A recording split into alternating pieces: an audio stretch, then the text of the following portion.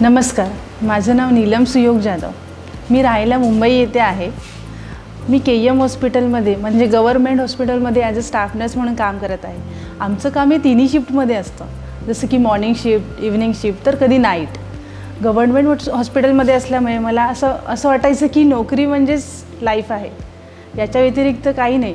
पण मी माझ्या मैत्रिणींना बघायचे की त्या कशा लाईफ जगतात, त्या कसा एन्जॉय करतात। मग मला असं वाटायचं की काही त्यांच्यासारखं एक्स्ट्रा इन्कम करता येईल का आपल्याला। डायरेक्ट सेलिंग आणि नेटवर्क मार्केटिंग याच्याशी माझा काही संबंध नव्हता, पण इंडस ही अपॉर्च्युनिटी माझ्यासमोर आली तेव्हा मला असं कळलं की अरे, आरोग्य क्षेत्रामध्ये प्रिव्हेन्शनचं किती जास्त महत्त्व आहे।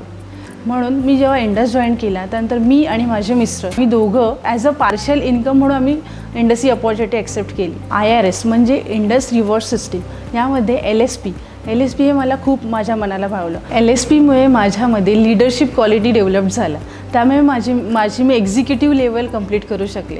तसेच one time bonus, one time rewards and consistency हे करू शकले।